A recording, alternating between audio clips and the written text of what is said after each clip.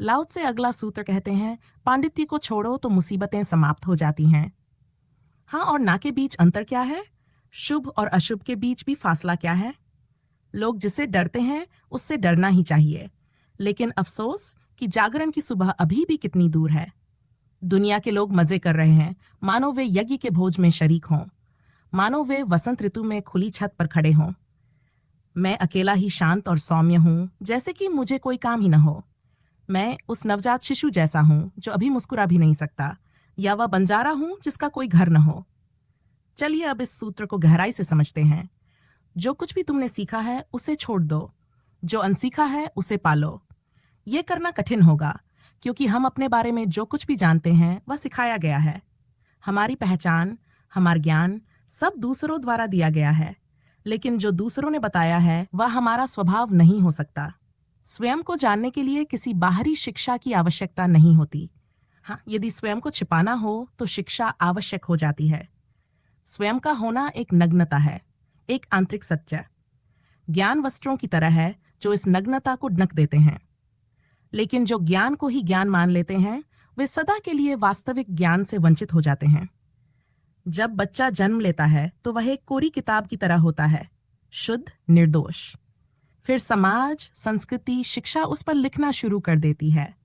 थोड़े ही दिनों में वह किताब अक्षरों से भर जाती है, और जैसे जब हम कोई किताब पढ़ते हैं तो हमें केवल काले अक्षर दिखाई देते हैं, वैसे ही हमें जीवन में केवल वह दिखाई देता है जो जोड़ा गया है। कोरा कागज हमारी दृष्टि से ओझल हो जाता है। एक मनोवैज्ञानिक डॉक्टर ने एक प्रयोग किया। उन्होंने एक कक्षा में ब्लैक बोर्ड पर एक बड़ा सफेद कागज टांगा और उस पर एक छोटा सा काला बिंदु बना दिया। फिर छात्रों से पूछा, तुम्हें क्या दिखाई देता है?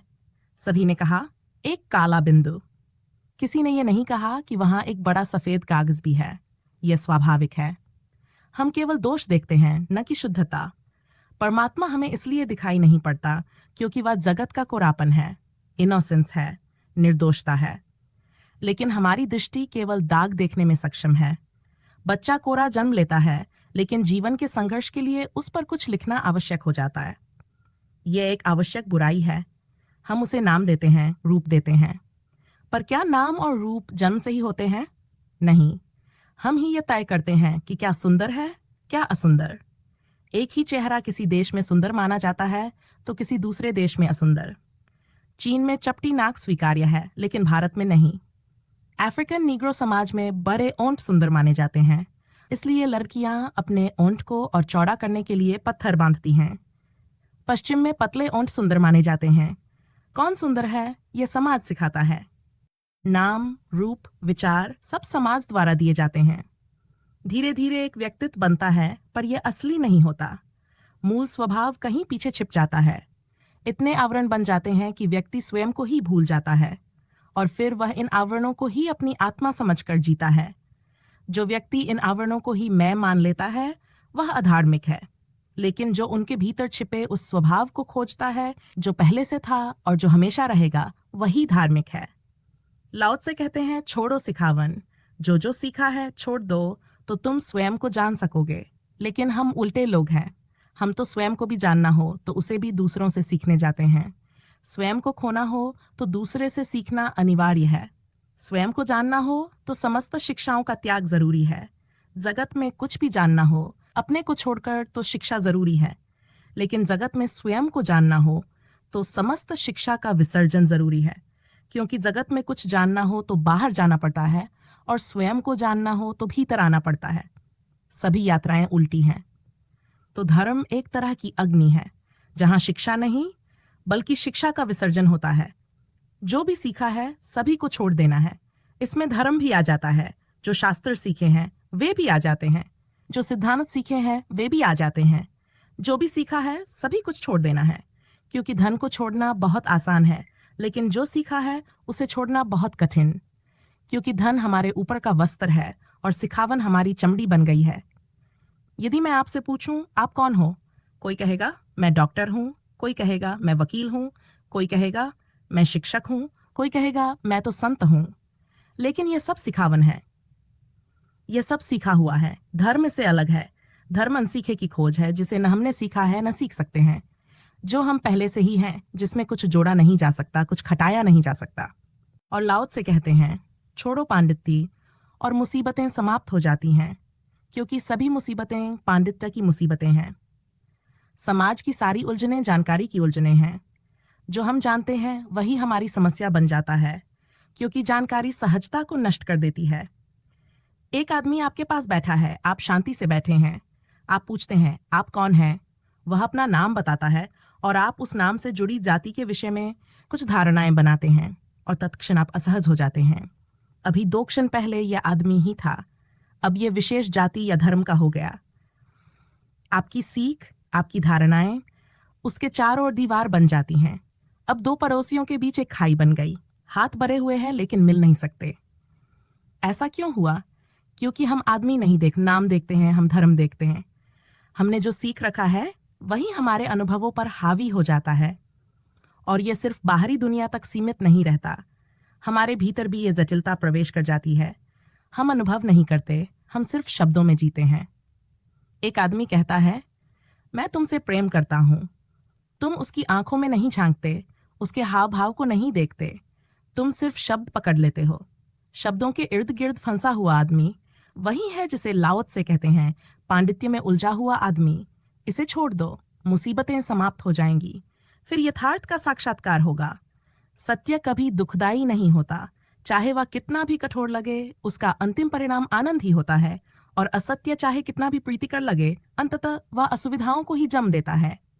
लाओ त्से कहते हैं, सिखावन छोड़ो, शब्दों से बाहर निकलो, यथार्थ को देखो, और जो कुछ बचता है वही सत्य है। लाओ त्से कहते हैं, तुम ऐसे जियो जैसे तुम कुछ जानते नहीं हो। यथार्थ के पास ऐसे पहुंचो कि तुम्हारे पास कोई पूर्व निष्कर्ष, कोई धारणा, कोई अपेक्षा न हो। फूल को देखो जैसे वह है, वैसे ही उसे स्वीकारो। मत सोचो कि ये कभी न बदले, कभी न मुरझाए। जब तुम फूल को उसकी संपूर्णता में देखोगे तो उसका खिलना भी एक आनंद होगा और उसका मुरझाना भी। तब जीवन में विरोध नहीं रहेगा, केवल प्रवाह होगा। दुख जीवन में नहीं है। दुख आता है अपेक्षाओं से, और अपेक्षाएं आती हैं हमारी शिक्षा से, हमारे संस्कारों से। हम हर क्षण किसी न किसी अपेक्षा में जीते हैं और यही हमारी परेशानियों की जड़ है।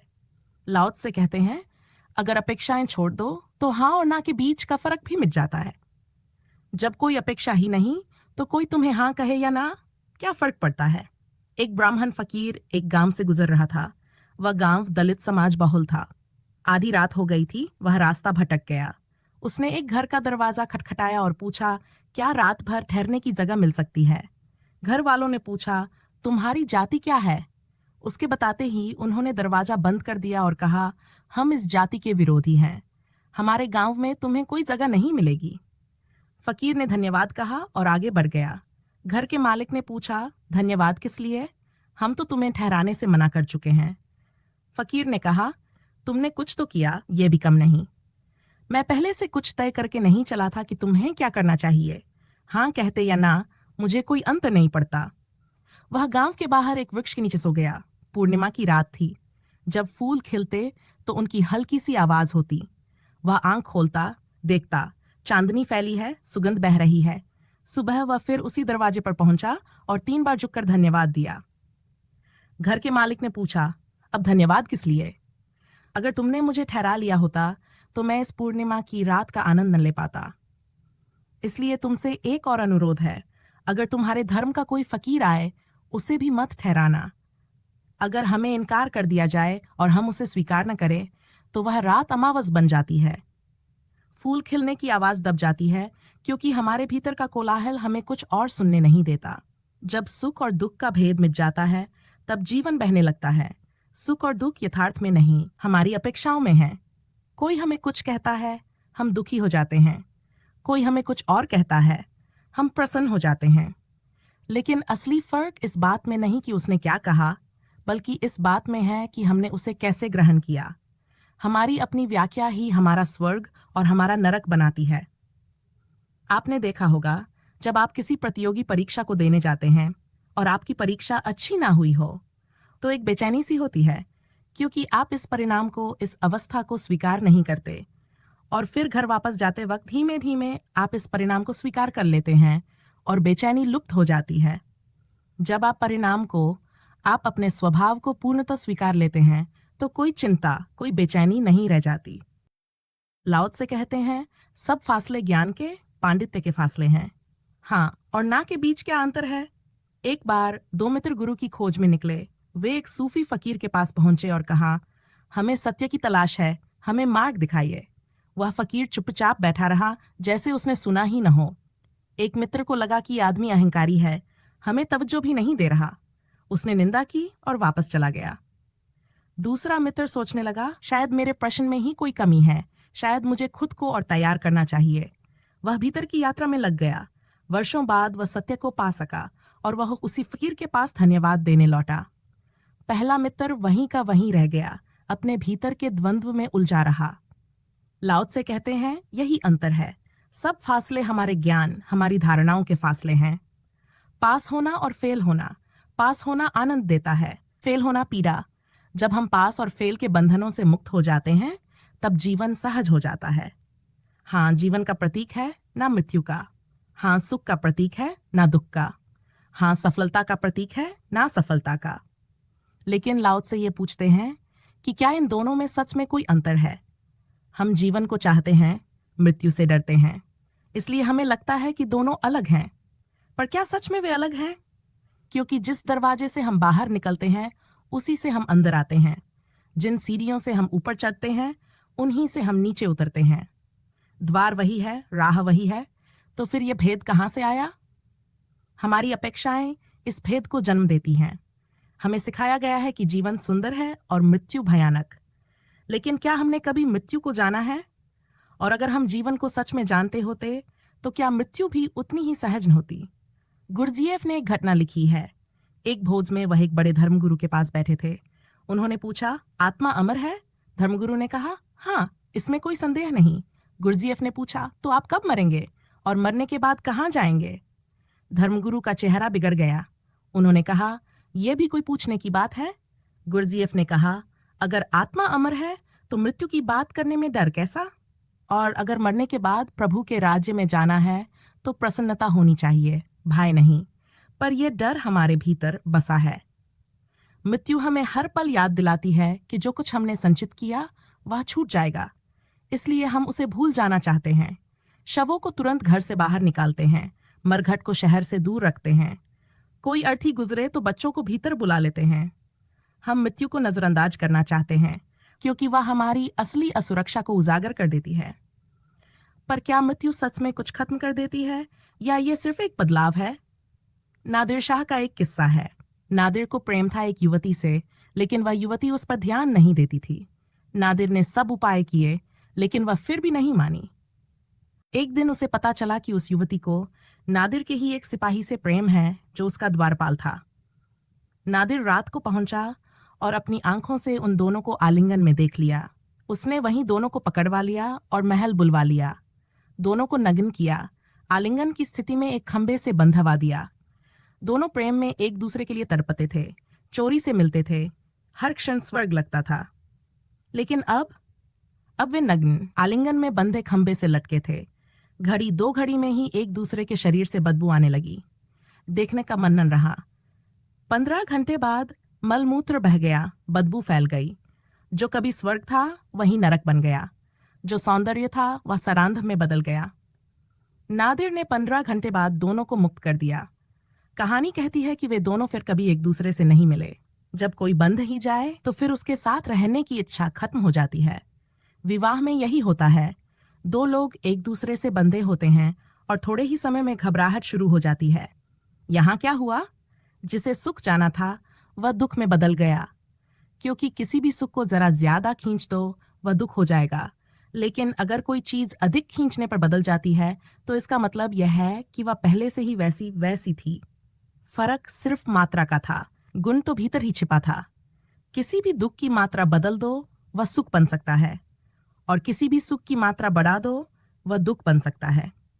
दुख का भी अभ्यास कर लो तो वह सुख लगने लगता है। सुख और दुख आपस में बदलते रहते हैं। फासले सिर्फ शब्दों के हैं, यथार्थ का कोई फासला नहीं है। लाओ त्से कहते हैं, हाँ और ना में कोई फर्क नहीं है। अगर तुम अपने ज्ञान को एक तरफ रख दो और जीवन को सीधे देखो तो पाओगे कि हाँ नहीं हो जाता है और नहीं हाँ हो जाता है। जिंदगी निरंतर बदल रही है। जिसे हम सुबह कहते हैं वह धीरे धीरे सांझ में बदल जाती है। जिसे सुख कहते हैं वह दुख में डल जाता है। इसका मतलब यह हुआ कि सुख और दुख यथार्थ से बाहर खींचे गए शब्द हैं। असल में यथार्थ दोनों के बीच एक ही है। हमारा सारा ज्ञान चीजों को नाम देने का ज्ञान है। हम नाम दे देते हैं, ये सुख है, ये दुख है, और फिर समझते हैं कि हमने सब समझ लिया। लेकिन नाम के नीचे जो यथार्थ है, उसकी प्रतीत, उसका क्या? वह तो केवल उन्हें हो सकती है जो हर सिखावन को छोड़ने को तैयार हैं। नीचे ने जीसस के सिद्धांत पर व्यंग्य किया। जीसस ने कहा, कोई तुम्हारे गाल पर चांटा मारे तो दूसरा गाल आगे कर दो। नीचे ने कहा, यह मत करना, वरना तुम तो ईश्वर हो जाओगे और दूसरा आदमी कीड़ा बन जाएगा। अच्छा होगा कि तुम भी एक चांटा मारो ताकि दोनों बराबर बने रहो। लाओ त्से आगे कहते हैं, क्या शुभ है क्या अशुभ? शुभ और अशुभ के हमारे निर्धारण बचकाने हैं। सत्य तो यह है कि जो व्यक्ति भीतर से जीता है, उसके लिए शुभ और अशुभ का कोई बंधन नहीं होता। वह सहजता से प्रवाहित होता है। नैतिक व्यक्ति नियमों से बंधा होता है, इसलिए उसकी उपस्थिति तनाव देती है। धार्मिक व्यक्ति सहज होता है, इसलिए उसके पास शांति होती है। यदि तुम सहज हो तो जो भी तुमसे होगा वही शुभ होगा। अगर तुमने ये तय कर लिया कि तुम्हें शुभ ही करना है, तो तुम अशुभ से घिर जाओगे। नैतिकता तय करती है कि क्या करना है और क्या नहीं, लेकिन जो व्यक्ति जीता है उसे तय करने की जरूरत ही नहीं। वह कर्म करता नहीं, बल्कि कर्म उसमें से प्रवाहित होता है। इसलिए ध्यान रखना, तुम धार्मिक हो सकते हो, नैतिक नहीं। नैतिकता संघर्ष है, धर्म प्रवाह है। नैतिक व्यक्ति बंधन है, धार्मिक व्यक्ति स्वतंत्रता। जब तक तुम तय कर रहे हो कि क्या सही है और क्या गलत, तब तक तुमने जीवन को जाना ही नहीं। जीवन तो बहता हुआ एक प्रवाह है, बिना रोक, बिना नियम, बिना सीमा के। लाओ त्से कहते हैं, शुभ और अशुभ के बीच कोई फासला नहीं है, बस तुम्हारा ज्ञान ही बस फासला है। लोग जाग जिससे डरते हैं उससे डरना ही चाहिए, लेकिन अफसोस, जागरण की सुबह अभी भी कितनी दूर है। लाओ त्से ये नहीं कह रहे कि जो मन में आए वही करो। वह कहते हैं, लोग जिससे डरते हैं उससे डरना ही चाहिए, क्योंकि लोगों के बीच रहना है। लोग जिसे बुरा मानते हैं उसे बुरा मानना ही चाहिए। लोग जिसे भला कहते हैं उसे भला कहना ही चाहिए, मगर ये अभिनय से ज्यादा न हो, ये आत्मा न बने। लोग जिससे डरते हैं उससे डरना ही चाहिए, लेकिन उसी को जीवन का परम सत्य मत जान लेना। अगर तुमने लोगों की नीति के सभी मापदंड पूरे कर लिए, चोरी नहीं की, हिंसा नहीं की, व्यभिचार नहीं किया, दया की, दान किया, अहिंसा की, तब भी लाओ त्से कहते हैं, अफसोस, जागरण की सुबह अभी भी कितनी दूर है। तुम अगर पूरे नैतिक भी हो गए तो भी धर्म की पहली किरण नहीं फूटेगी। लाओ त्से ये नहीं कहते कि नीति को छोड़ देना चाहिए, वह सिर्फ इतना कहते हैं कि नीति को अंतिम मत मानो। वह नीति को व्यर्थ नहीं कहते, पर अपर्याप्त जरूर कहते हैं। वह कहते हैं कि नैतिक रहो, लेकिन इसे सत्य मत समझो। इसे ही पर्याप्त मत मान लेना कि यात्रा पूरी हो गई। नीति तो सामाजिक व्यवस्था है, सिर्फ एक व्यवस्था। धर्म वास्तविक सत्य की खोज है। नीतियां दूसरे समाज में अलग अलग होती हैं। जो यहाँ नैतिक है वह 2 गांव छोड़ने के बाद अनैतिक हो सकता है।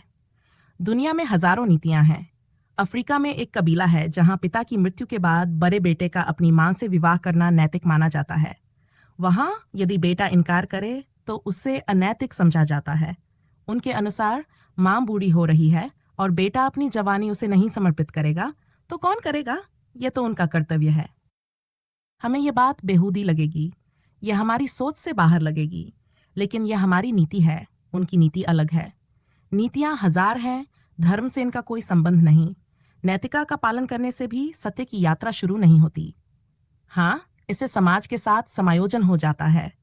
जो समाज की व्यवस्था के विपरीत जाएगा उसे समाज दंड देगा, जो समाज की नीति मानेगा उसे पुरस्कार मिलेगा, लेकिन इससे धर्म का कोई संबंध नहीं है। लाओ त्से कहते हैं, लेकिन अफसोस, जागरण की सुबह अभी भी बहुत दूर है। आखिर जागरण की सुबह किसे मिलती है?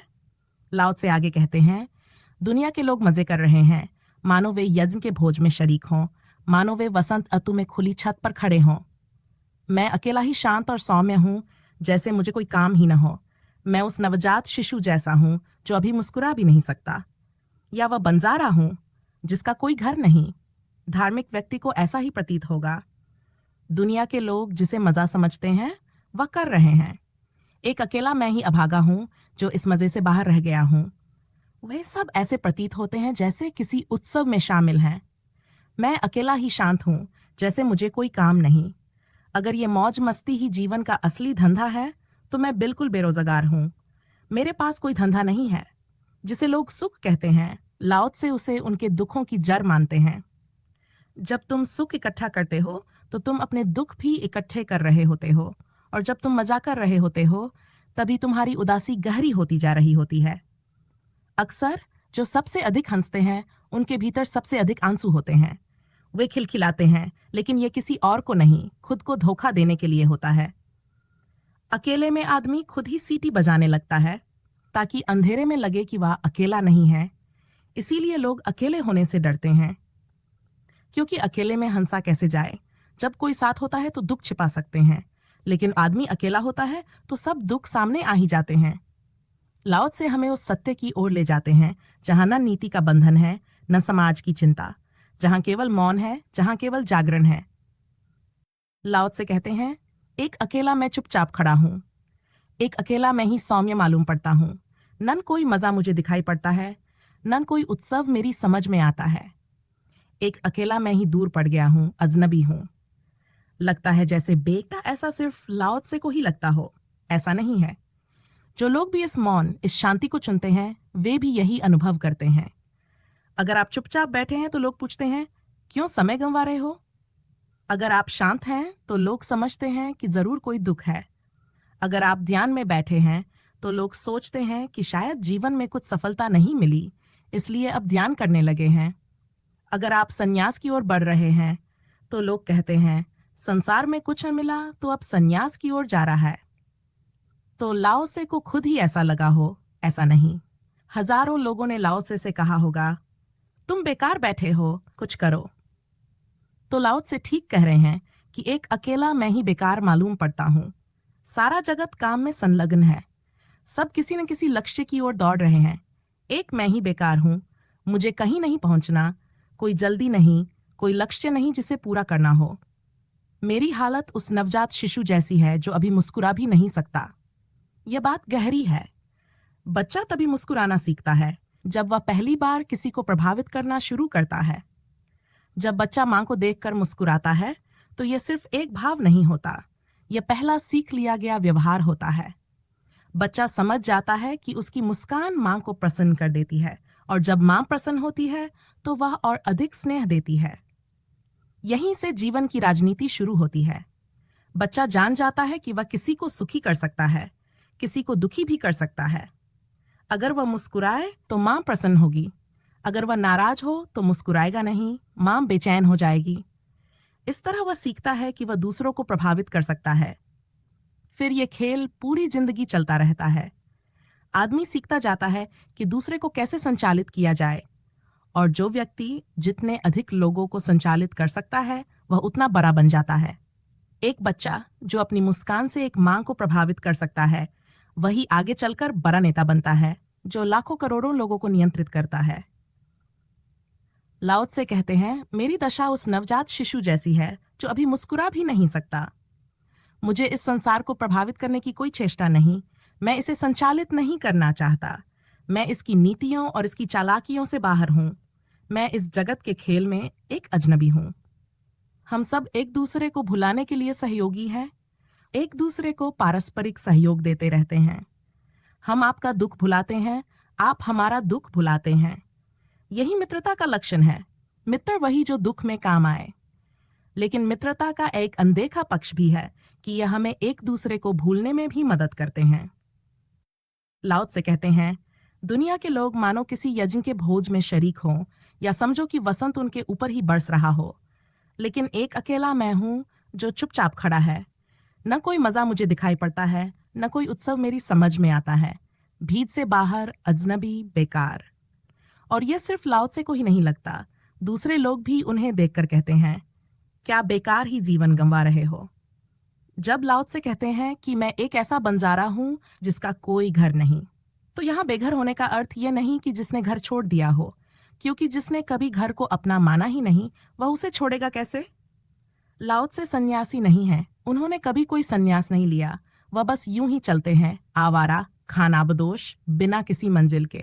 जहां बैठे वहीं उनकी मंजिल, जहां खड़े हों वहीं मुकाम। न कुछ पाने की चिंता, न कुछ खोने का डर। लेकिन दुनिया व्यस्त है। व्यस्तता ही संसार की सबसे बड़ी छलना है। लोग सोचते हैं कि वे जीवन का आनंद ले रहे हैं, लेकिन वे बस अपने दुख से भाग रहे हैं। व्यस्तता उन्हें खुद से मिलने का अवसर नहीं देती। आदमी कहता है, काश इस काम से छुटकारा मिल जाए तो शांति से जी सकें। लेकिन जब काम छिन जाता है तो वे बेचैन हो जाते हैं कि अब क्या करें। लोग शनिवार रविवार छुट्टी मनाते हैं, लेकिन छुट्टी मनाना उनके लिए सबसे बड़ा काम बन जाता है। वे समुद्र तटों पर भागते हैं, पहाड़ों की ओर दौड़ते हैं, लेकिन वहां भी वही भीड़, वही व्यस्तता। असली छुट्टी लेना मुश्किल है, क्योंकि आदमी खाली रह ही नहीं सकता। मनोवैज्ञानिक कहते हैं, आदमी रिटायर होता है तो उसकी उम्र घट जाती है, क्योंकि अब उसके पास कोई व्यस्तता नहीं बचती। पूरी जिंदगी सोचता है कि कब आराम मिलेगा, लेकिन जब वह आराम से बैठता है तो उसे समझ नहीं आता कि क्या करे। अमेरिका में वृद्धाश्रमों में बूढ़े और बुजुर्ग फिर से प्रेम में पड़ जाते हैं, क्योंकि करने को और कुछ नहीं बचता। हम काम को नशे की तरह इस्तेमाल करते हैं, अपने अस्तित्व की अनदेखी करने के लिए। मेरी माताजी को अच्छी नींद नहीं आती है। वह कहती हैं, उनके मन में अनेकों विचार चलने लगते हैं, मानो वह जग रही हों। तो मैंने उनसे कहा, थोड़ा काम से छुट्टी लो, शांति से अकेले बैठो, ध्यान करो। तो उन्होंने कहा कि काम मुझे इन विचारों से दूर रखता है। अगर मैं काम भी ना करूंगी तो इन विचारों से कैसे बचूंगी। यही हालत है हम सबकी। हम काम भी इसलिए करते हैं ताकि हम अपने मन की असली अवस्था से दूर रह सकें, उसे इग्नोर कर सकें। परंतु इग्नोरेंस इसका इलाज नहीं है। इलाज है यह स्वीकारने में, यह देखने में कि मन में जो विचार हैं वो मेरी ही रचना है। जब तक आप विचारों को दूसरा मानेंगे, ये कहेंगे कि ये विचार मुझे रिप्रेजेंट नहीं करते, तो ये मन आपका पीछा ना छोड़ेगा। इसलिए जिन्होंने भी जाना है वे कहते हैं कि विचारों को साक्षी भाव से देखना शुरू करो। इसलिए लाओ त्से कहते हैं, मैं अकेला हूँ, बेकार हूँ, बेकाम हूँ। सारा संसार किसी न किसी काम में लगा है और मैं हूँ जैसे एक नवजात शिशु जो अभी मुस्कुरा भी नहीं सकता, एक बंजारा जिसका कोई घर नहीं। धार्मिक व्यक्ति ऐसा ही होता है, अजनबी जो इस दुनिया में तो है लेकिन इस दुनिया का नहीं है। लाओ त्से की बातों में कहीं न कहीं हमें अपनी ही छवि दिखती है। हम भी तो भाग रहे हैं किसी न किसी मंजिल की ओर। लेकिन अगर ठहर कर देखें तो पाएंगे कि हर कदम पर जो शांति हमें खोजनी थी वह हमेशा से हमारे भीतर ही थी। तो क्या हम भी कभी उस मौन को, उस मौज को, उस सरलता को छू पाएंगे? शायद उत्तर न शब्दों में है, न विचारों में, बल्कि बस इसी क्षण में ठहर जाने में है। धन्यवाद इस यात्रा में हमारे साथ बने रहने के लिए। अगर ये विचार आपके मन को छू गए हों तो वीडियो को लाइक करें, अपने विचार कमेंट बॉक्स में साझा करें और चैनल को सब्सक्राइब करें। मिलते हैं एक नई सोच, एक नई दृष्टि के साथ।